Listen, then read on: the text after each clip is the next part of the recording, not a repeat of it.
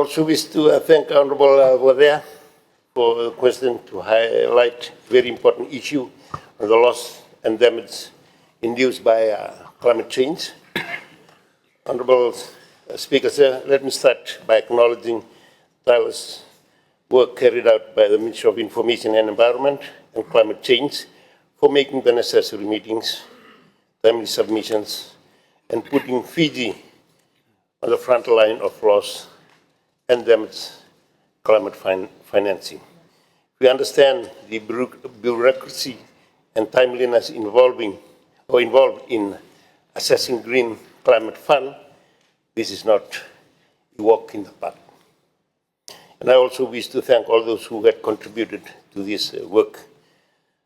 Honorable Speaker, sir, the recent Cabinet approval marks a critical step in strengthening Fiji's leadership on climate-induced loss and damage.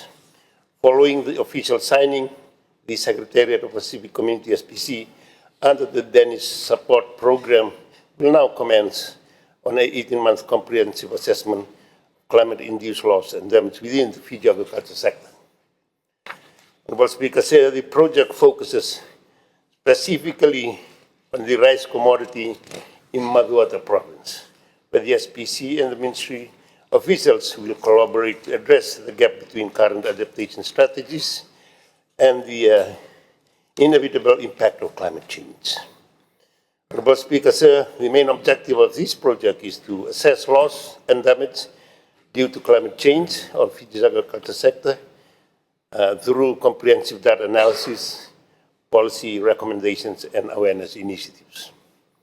The activities include data-driven analysis. This includes evaluation of the formal and informal losses from extreme weather, saltwater intrusion in sea and sea level rise. It will include policy integration, and this will involve developing recommendations to strengthen national progress and the National Adaptation Plan, financial pipeline,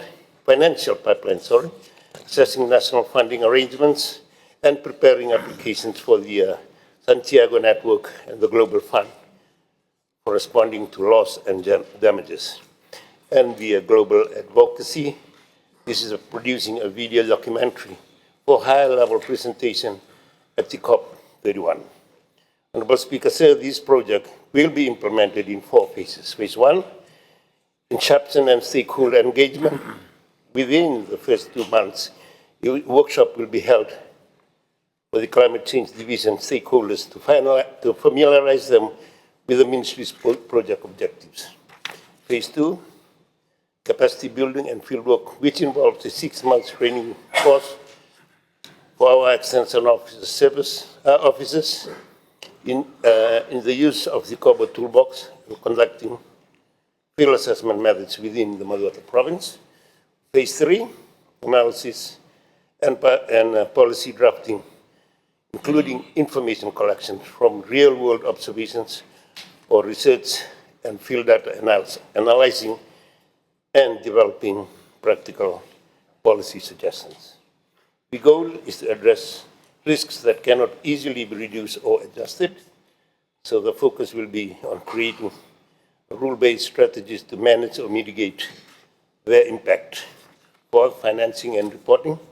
The last 3 months will be used to develop an investment plan and finalizing the COP31 documentary. Honorable Speaker, sir, the immediate activities to be undertaken includes inception workshop with a €8,000 budget for the Ministry of Agriculture, Waterways and Sugar officials and the Climate Change Division to finalize the field research methodology. Second is the consultant recruitment in engaging technical leads, and that is a €77,000 allocation for the primary field data assessment and desktop review. Procurement of equipment and licenses to modernize data collection for agriculture extension offices. And the total investment for this project is €240,000, with 4 allocated key allocations, including field data, training, funding, and policy development. In conclusion, Honourable Speaker, I would like to extend our sincere appreciation to SPC for their invaluable technical support and partnership with assessment of the climate-induced loss and damage projects within Fiji's agriculture sector. The Ministry looks forward to continuing this partnership as we work collectively to build a more resilient, sustainable, and climate-adaptive agriculture sector for the benefits of all our Fijians. Thank you, sir.